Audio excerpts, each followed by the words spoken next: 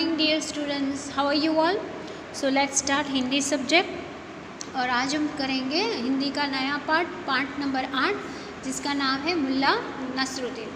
तो ये पार्ट में 2 कहानी बताई गई है मुल्ला नसरुद्दीन के बारे में। तो आज हम सीखेंगे एक कहानी जिसमें मुल्ला ने क्या किया उसका हम सीखेंगे।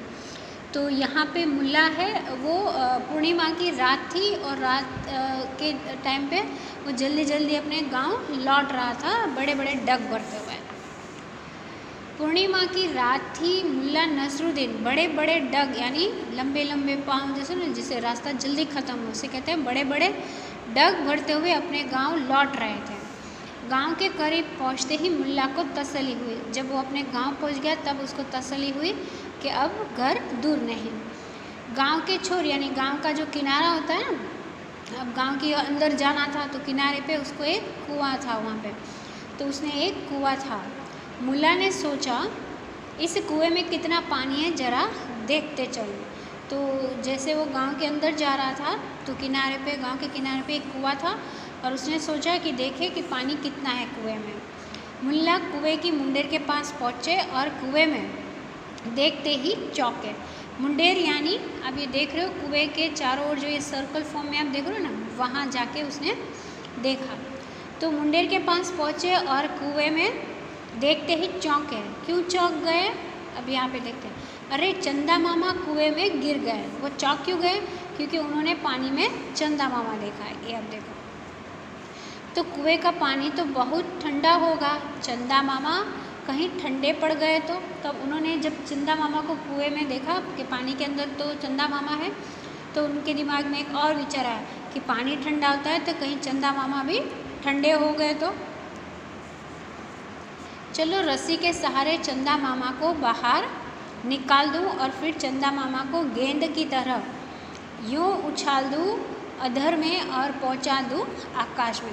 फिर उनको क्या विचार है कि चंदा मामा अंदर गिर गए कुएं के पानी में, तो उनको रस्सी के सहारे उनको बाहर निकालूं और बाहर निकाल के जैसे हम लोग गेंद फेंकते हैं ना, वैसे गेंद की तरह चंदा मामा को ऊपर फेंकूं, उछालूं यानी ऊपर की ओर। वो ऐसे जैसे उछालते हैं ना तो ऊपर जाता है, तो उछालूं और अधर में यानी आकाश में पहुँचा दूँ, दूर ऊपर आकाश में पहुँचा दूँ। यह सोचकर मुल्ला नसरुद्दीन घर से रस्सी ले आए और फंदा बनाकर डाल दिया। फिर मुल्ला जी है वो घर जाते हैं, वो देख के और घर से रस्सी लेकर आते हैं। रस्सी लेकर आए तो एक फंदा जैसा होता ना यानी एक सर्कल और गांठ बांध देना, ऐसा बनाया कि जिसमें चंदा मामा आ जाए। तो ऐसा बना के कुएं में डालें। फिर जोर से चिल्लाए, चंदा मामा ओ चंदा मामा बिल्कुल डरना मत, रस्सी अच्छी तरह पकड़ कर रखना, अब मैं खींचता हूँ। फिर वो चंदा मामा के साथ जैसे बात करते हैं ना वैसे मुल्ला जी बात करते हैं कि चंदा मामा ओ चंदा मामा आप डरना मत। क्यों? क्योंकि उन्होंने रस्सी जो डाली है तो वो बोला कि रस्सी पकड़ के रखना और उनको वो खींच लेंगे। गहरे कुएं में रस्सी कहीं फंस गई थी।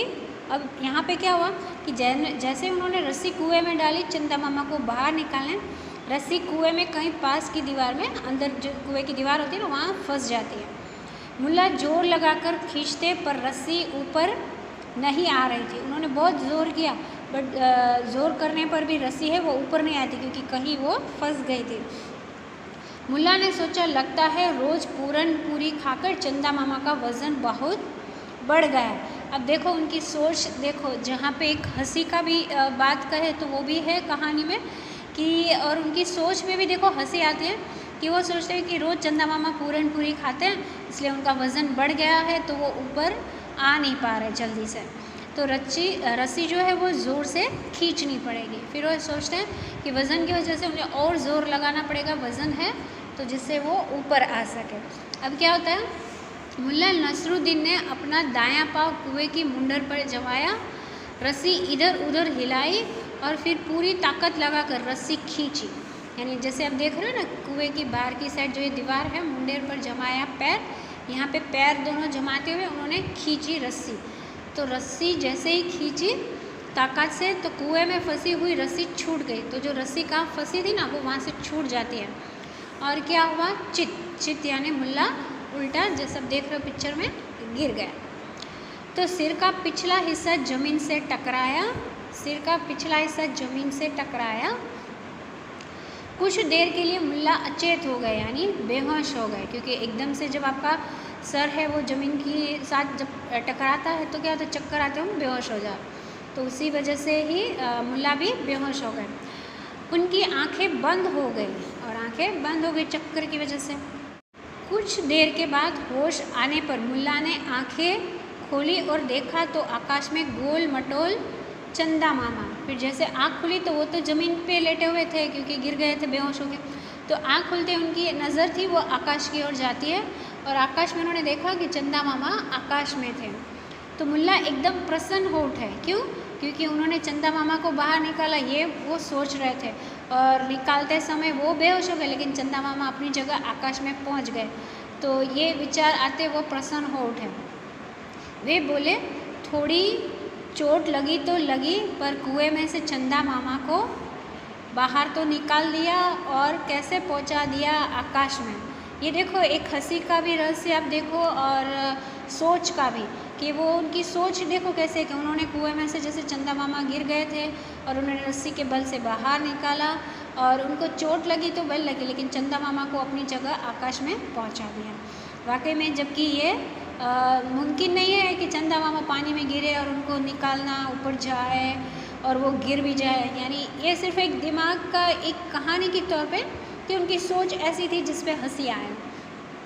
तभी तो चंदा मामा मेरी ओर देखकर कैसे मधुर मधुर मंद मंद मुस्कुरा रहे हैं। तो उनको देख के आकाश में जो चमक होती है ना चांद की, पूर्णिमा का रात थी, तो जैसे उन्होंने पूर्णिमा की रात थी तो चांद को आकाश में देख के वो ऐसा सोच रहे हैं कि उनको बाहर निकाला मुल्ला ने, इसलिए चांद उनकी ओर देखकर वो मुस्कुरा रहे हैं। तो यहाँ पे हमारी कहानी एक जो है वो ख़त्म होती है, और हमें ये समझ में आया इस कहानी एक से कि मुल्ला की जो सोच थी उस पर हंसी आती है, और कई बार वो एक कार्य भी ऐसा करता है जिससे हंसी आती है, उनको चोट भी लगती है, और हमको ये देख के हंसी भी आती है उनकी एक ऐसी हरकतों पे। लेकिन सीखने को मिलता है कि ऐसा भी हम लोग सोचते हैं। कुछ लोग, अगर हमारी बात ना छोड़ के अगर आप करें कि ना मैं तो ऐसा नहीं सोचता, लेकिन मुल्ला के बारे में आप जानते हैं कि वो ऐसे ही उनकी कहानी है जिसमें हमें बहुत हंसी आए और ऐसा लगे ऐसा कौन करता है, ऐसा थोड़ी ना होता है। बट ये एक कहानी है, और कहानी के तौर पे ही हमें लेना है कि मुल्ला कैसे अपनी लाइफ में ऐसे ऐसे जो हंसी वाले जो थे उनके कार्य होते थे जिन्हें हमें कुछ सीखने को भी मिलता है। तो here we end our part 1 of lesson 8, and next we will continue in the next class. Thank you students, have a nice day.